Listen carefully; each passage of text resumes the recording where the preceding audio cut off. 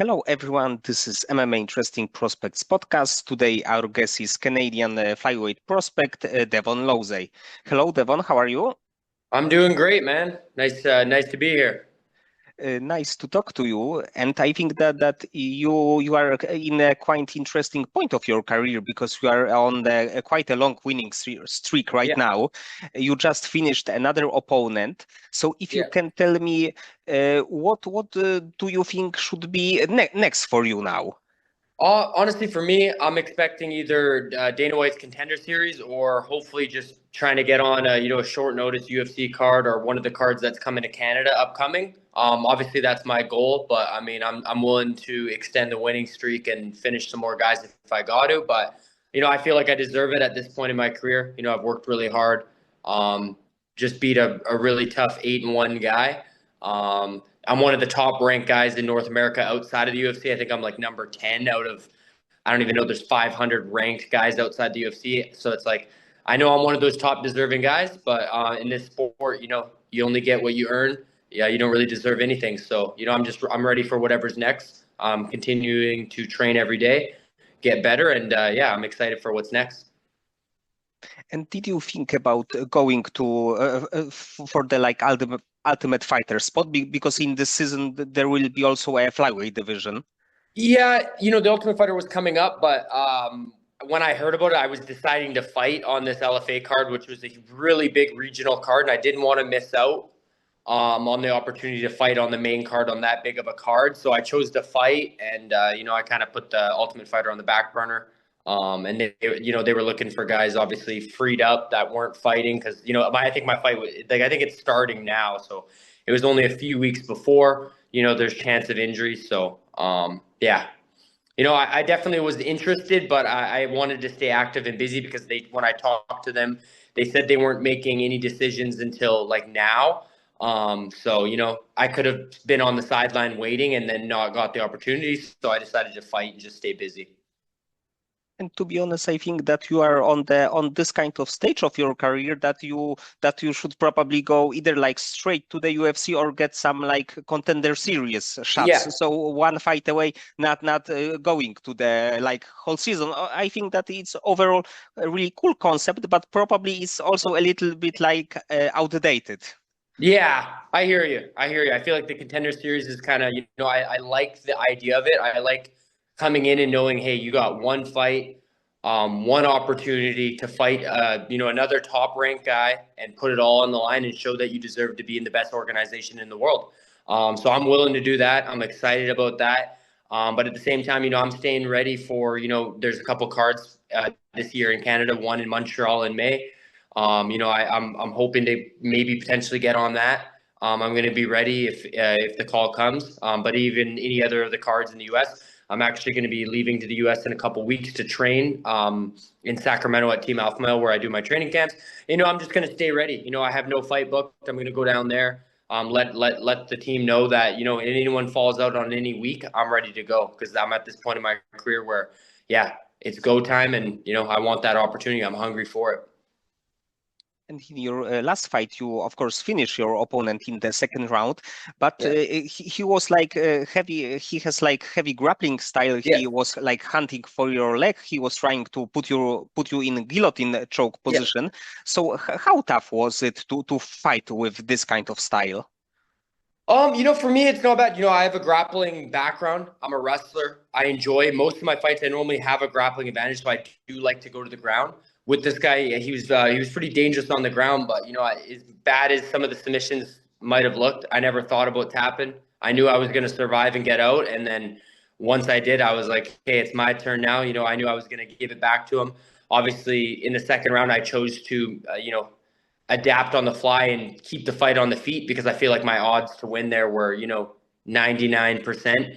On the ground, I feel like I still could have took him down, beat him up a bit, but he showed he was dangerous there. So high level fighting is you got to adapt on the fly. I felt him on the ground. I felt he was dangerous, and I felt on the feet that I'd be able to finish and put him away pretty easily. So I did just that. But I mean, yeah, dangerous submission guy, but I still think I could hang with anyone on the ground. I'm that type of fighter that if I feel like I'm super well rounded. I have good wrestling. I have good ground game, good striking that, I could go wherever the fight takes. And sometimes it's not up to you. If he was able to take me down, I was prepared to fight on the ground all night if we had to.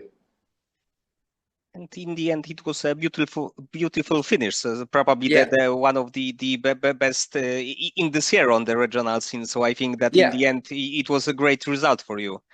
Exactly, and I think it showed. It showed that it made the finish better because I took his best. His game there, his guillotine. He finished, I think, 4 guys with that. I got in it, I got out, and then I put him away. I showed that he wasn't a slouch. He was actually a pretty solid prospect. Definitely more heavy on the ground, but I showed that he had legit skills. But I was able to get out and put him away. I feel like if I would have kicked him like that a minute in the fight, people probably would have just been like, "Oh, well, that guy's not very good." So I think it added to the overall finish. And in your Instagram, you have like a note that you are a dream chaser. So, Yeah. like about MMA, what is like the ultimate goal, ultimate dream for you? And the ultimate dream is, fight in the UFC, the highest, best organization in the world, prove myself against the best fighters in the world, and obviously become a UFC champion. That's my goal.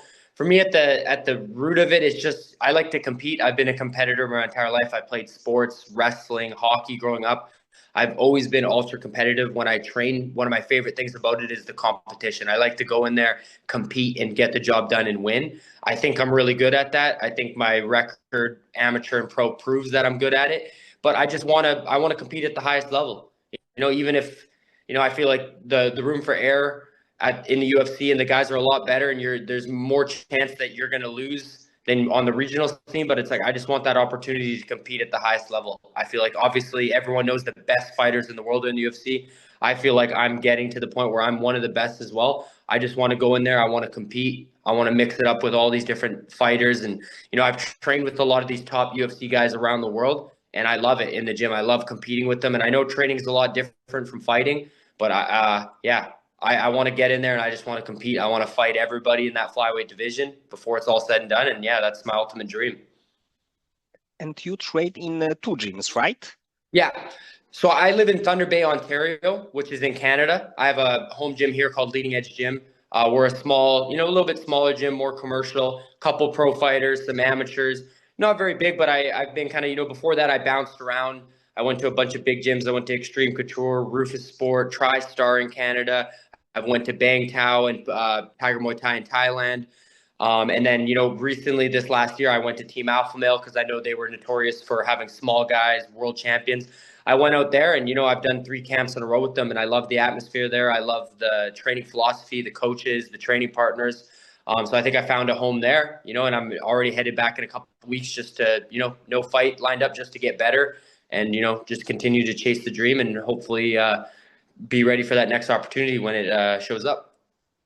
So you probably also like are a great source of knowledge for your sparring partners in Canada because you Yeah. were in so many gyms, so they can use your knowledge, your new skills that you gain in these places. Exactly. Exactly. Yeah. I'm able to pass on to a lot of the, amateurs or some of my teammates. And, so that's a really good thing. But, fighting, like a lot of people know, it's a very selfish sport. I got to do what's best for me at home. I can only get so much better. Only so many training partners and resources here, people that could push me. At Team Alpha Male, it's that grind every day, world-class level guys getting ready for UFC fights. So, I want to go there out of camp too, just so I could really just evolve my skill set, not have to focus like in on one opponent and on a game plan and, doing everything a certain way. I want to be able to just go there, open up, work on my skill set, spar, just try to just evolve. That's the name of the game. It's just get better. I understand that even on a win streak, it's easy to feel like you're a great fighter, but it's like you got to continually get better. I want to, when the time comes, I want to look like a brand new fighter every single time. So I'm excited for that. And it's kind of crazy that Alpha Male is known for being the best gym for the like lower weight classes like since forever, to be honest, like Yeah. 20 years.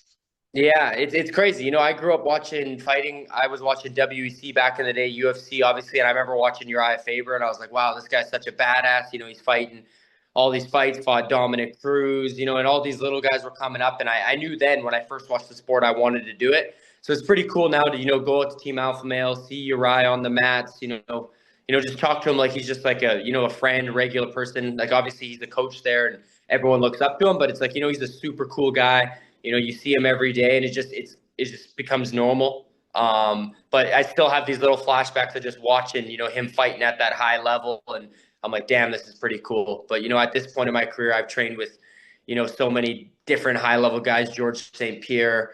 I've trained with Marab, wrestled with them, grappled with them, just UFC champions. Is like the list goes on. I'd have to sit down and make a list of all these top guys I've trained with, and it just kind of becomes normal. You come in the gym and you see them as another training partner, and everyone's got respect for each other, and we're just there to get better.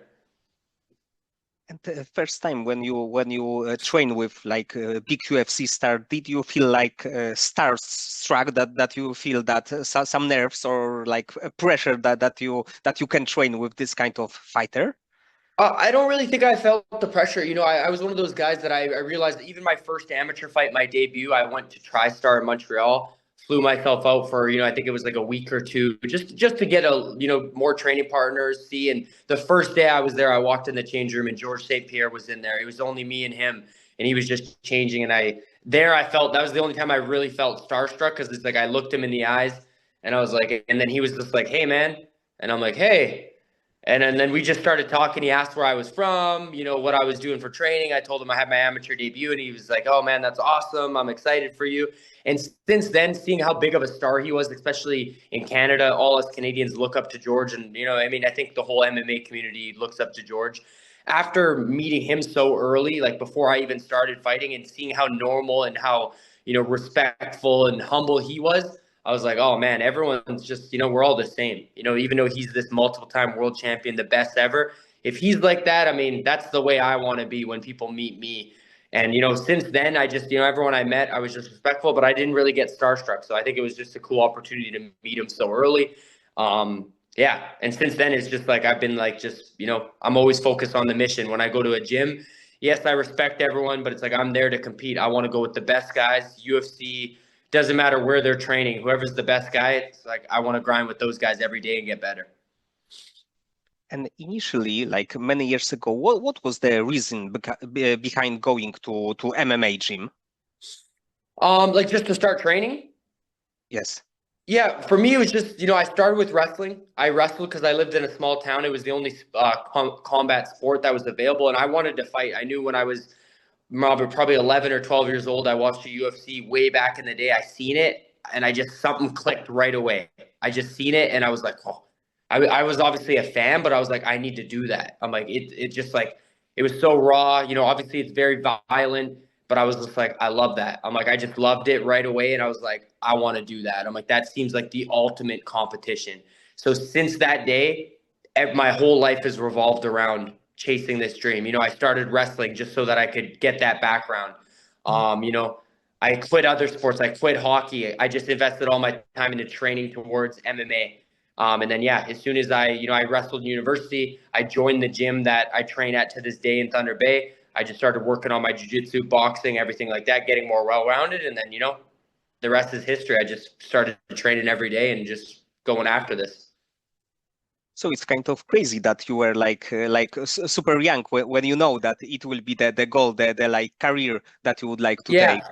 Yeah, I mean, yeah, it's still like at this point in my career, I just knew someday, somehow I was going to do this. I'd be in the UFC. I know I feel like I'm close now, but it's like I knew even in the times where I couldn't really, I grew up in a small town close to where I live now, and there was no MMA, no boxing. I was just wrestling, but I was on those mats, and I was like, hey, I just got to be the best wrestler I can so that when I go to MMA, I could take guys down and I could beat them up. It was always the goal. Every time I went for a run when I was 14, I was thinking about making my UFC debut.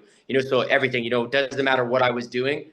It's like I was preparing for these moments now. So it feels like for me, it's like a lifetime, and it truly has been. It hasn't been a lifetime of fighting, but it has been a lifetime of preparation mentally. Yeah, so I feel like, mentally I'm a lot more rock solid than most of these guys, because I've been thinking about this every day for most of my life. And it seems that you have that you have been like MMA fan for so many years. But what Yes. in your opinion, in like your mind, is the best moment of MMA in history, like your favorite one? My favorite moment. Man, that's a tough one. I think some of the biggest that really got me inspired was, maybe Conor McGregor when he was coming up. As much as people, I think even back when he was coming up, I liked him, but part of me also didn't like him. He was so brash, but it's like I think he changed the sport. I just seen and this, I seen the way he talked, and it's like I grew up watching pro wrestling. I loved pro wrestling as well when I was really young before I started watching fighting. I liked pro wrestling. I liked the trash talk. I liked the spectacle of it. So when Connor came around and you guys like Chael Sonnen before him, I think that really gave me another perspective on the sport, and then it just started to blow up. So I think Connor definitely really changed it. Watching some of those fights, I was like, damn. I'm like, like for me, it was like I was just training at the time. I hadn't had an amateur fight, but then I was like, okay, the time is now. I'm like, you got to put it all in. I remember Connor talking about it in interviews of like, this sport, you got to invest everything. And like some of that stuff just made me think, like, rethink things in my life, relationships, anything that was holding me back. I just needed to let go of, and I needed to just invest everything. And yeah, so I think, yeah, biggest moment was probably Connor knocking out Aldo. I think the whole sport changed that night. Yes, and at that point, like everybody thought that maybe Dustin will beat him, or Chad Mendes will beat him, Yeah. or if Yeah. not for sure, it will be Jose Aldo, and it lasted 13 seconds. So it was like a great moment, a little bit sad from the Yeah, it was a little perspective bit of sad, but I yes. think in some of those fights, people started to care more about the story of fighting. They didn't just care about this guy's fighting this guy. Oh, great fight. People were invested into seeing Connor's life and seeing the embeddeds and all that going on. Like it kind of created more of a storyline, and I think it made people respect fighters a lot more. And I think the sport is definitely grown and blown up to the point now where it's very respectable. Everyone I meet now is like, oh my God, you're a professional fighter. That's awesome. Which I mean, I'm sure 10, 15 years ago, things were different. People judged you a lot more and were like, what, could you even make a living doing that? And now I'm at a point where, I haven't worked a job in over 5 years. I just fight, travel the world, train, and it's awesome. And I think a lot of those guys before us laid the blueprint, made it possible that we could actually do this now outside of the UFC. Obviously, getting to UFC is where all the money's at, but it's like people can start to make a living now because the sport's so popular. Right now, when you watch a flyweights fights from the UFC, do you see the like? Did you think that you can beat like top 10 fighters from flyweight division right now? Yeah, I think so. I believe so. I think one of the biggest barriers, like, because I've trained with top guys in the world, I think the biggest thing that some of those guys have is the high level experience in the UFC. So I think that would give them an edge if I fought any of those top 10 guys. The amount of fights they've had in the UFC against other top guys, you can't buy that experience. You can get it in the training room, but under those lights, that's a big thing. But I think mental preparation could definitely equalize that a bit. And I feel like I'm very good at the mental preparation. I do a lot of it. But yeah, I think I can compete with a lot of those guys. There's some guys I watch that I'm like, man, I could beat that guy. But I'm also honest with myself where there's some guys that I'm like, oh, that guy could probably, there's no saying that guy couldn't beat me too. So yeah, but I mean, yeah, I think I could jump in there and beat some of those guys for sure, 100%. Other guys outside the top 15, I've watched a lot of fights where I'm like, man, I could smoke that guy, and I know it. And I've trained with some of the guys in the flyweight division. I won't name names that are outside of the top 15 that people might not know that I've trained with. And I'm like, wow, that was an easy round in sparring. And I know it's just training. But so, yeah, I think I belong there, though, because I think a lot of guys, get the opportunity because, whatever they're backed a certain way or, it's all opportunity. But I definitely think I can compete. But I want to get there. I want to get my experience against some of those guys so I could jump in that top 10 and, start putting in work and, trying to work towards a title. And I think that also there are like prospects and prospects because Yeah. you can be like 20 years old with 2-0 record Yeah. that fans can know that you have a potential, but you Yeah. are this kind of prospect that you are like ready for the big show. That it's Yeah. not that you have to be tested on the regional scene, but we know that you can be matched with the UFC fighter right now, and it would be like a great fight, and it's not Exactly. it wouldn't be like a skill difference. Yeah, exactly. And I'm at the point too, after being on a long win streak, finishing good guys. I've won a couple pro belts.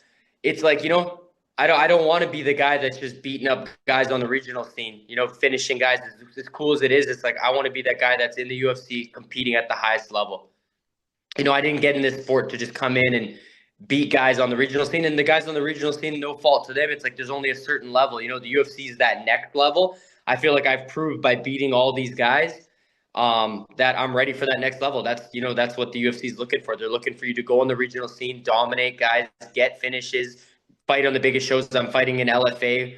I'm undefeated in LFA, and it's one of the top shows outside the UFC, one of the biggest in the world.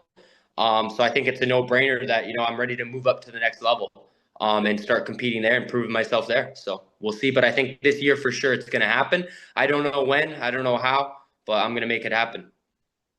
And do you have a fighter from the UFC that you would like to face, even in your first fight? There's Jimmy Flick. I don't know if you know who Jimmy Flick is a guy. I think there's a little storyline just in my mind what I've seen.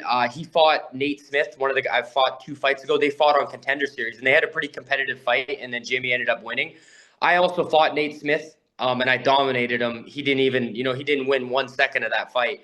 I dominated him. So we have a mutual opponent, which is like a measuring stick, and he also came to Canada and beat one of our flyweights that was cut by the UFC in Toronto. He came up there and beat him. So, they're coming back to Montreal. I'd love to run it with Jimmy in Canada again, let him come back to Canada, prove himself. And, this time I'll put him away. I'll get some revenge for the Canadians. But I think that'd be a good fight. He's a prospect. He's got experience in the UFC. I know that there's no way I'm going to be able to walk in and fight a top 10 guy right away as much as I would. If the call came to fight any of those top 10 guys, I would do it just like that. But, I'm realistic and think, I got to aim for someone that's just, an experienced prospect like Jimmy. So I think that'd be a great fight. He's got a grappling background. I think I could shut him down and beat his ass. So, yeah.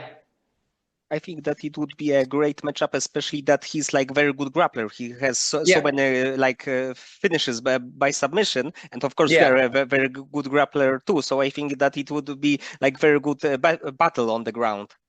Yeah, exactly. And I think, it would be, when two grapplers fight too, a lot of times we have to open up on the feet. And I think, we'd have to slug it out, see who's better there, mix in the grappling. And I think on the ground, we would be, scrambling all over the place because we both are more, kind of wrestling style where we don't want to be on the bottom. He doesn't want to be on bottom. I don't want to be. I think it'd be a great fight.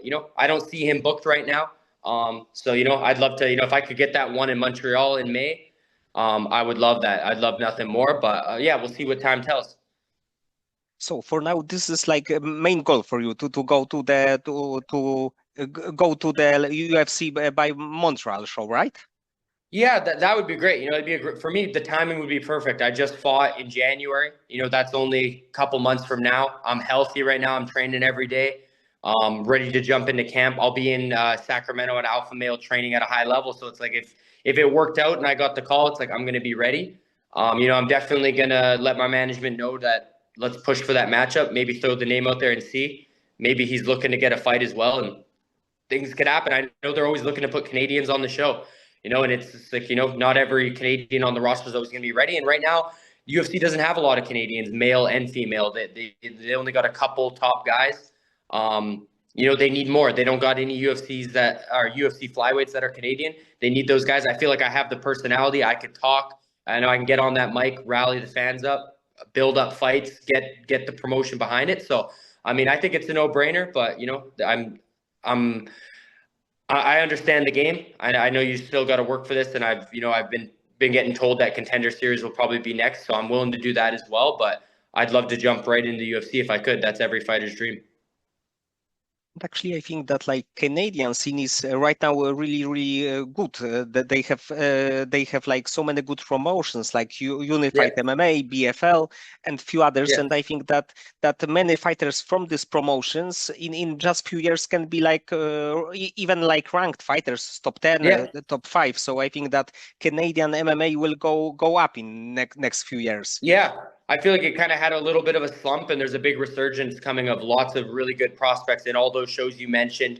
Some of them like me who are fighting in the U.S. because I feel like the competition's better in the U.S. So I just chose to fight there. I like LFA, so I just chose to fight down there. I like to train in the U.S.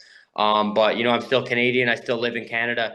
And I know they need these, they need this next generation of guys to come in and, make waves and try to win belts. So I'm ready to do that. I'm ready to jump in anytime. So I'm excited for the future. I feel like we're going to see a lot of Canadians get in the UFC this year. I know on Contender Series last year, it wasn't so good for Canada. A lot of them lost. But I mean, this year, I think you're going to see tons of guys on Contenders and tons of them win and get contracts, or some of them just break right into the UFC. So. And I have one last question. Yeah, Who, in your opinion, is the best Canadian fighter ever, but not including, of course, GSP? I think Rory McDonald. I think it goes without question. I grew up watching Rory, and he was like, he started so young, but I mean, that guy's, he's an absolute animal. I think like he's so well rounded. I think some of the fights, the fights with Robbie Lawler were crazy. He was that close to winning the belt, which would, cemented his legacy even more. But I look up to Rory a lot. His fighting style, his fight IQ. I think he's one of the all-time greats, and I think a lot of people sleep on him for that. But I think he's definitely number two. I think there's not. He came to mind as soon as you said it. I thought you were gonna say just of all time. I'm like, well, you already know that's GSP, but Rory's definitely number two in my opinion, and I think a lot of people would probably agree with that. And actually, in his second UFC fight, he was like super close to beating Carlos Condit, who at that point Yeah, was former WC champion and like super highly ranked welterweight yeah. in the UFC. So it means that even so many years ago, he was like the like big time prospect. And I feel like people didn't realize how young Rory was back then. I think he was like 20 years old when he fought Condit. And he was dominating that fight and then got finished, I think, with like 10 seconds left. I'd have to rewatch it, but I remember watching it live. But yeah, the run he ran on and the guys he beat and just his technical ability, I always admired his ability to be super technical. He had a great jab. He kind of followed the GSP blueprint, obviously training there at TriStar. But then, he had a great career in Bellator, became a world champion as well. So a lot of respect for Rory. Okay, Devon. So many thanks for the conversation and for the Yeah, time. I hope that your next fight will be in the UFC in yeah, Montreal and maybe against Jimmy Flick, maybe against some other really good fighter, but that yeah, you will make your UFC debut quite yeah. soon. Yes, well, thank you. I appreciate you having me on. This was awesome chat with you, and I hope to say, man, I hope to be in the UFC this year. I know it's going to happen sometime this year. I'm hoping sooner than later, but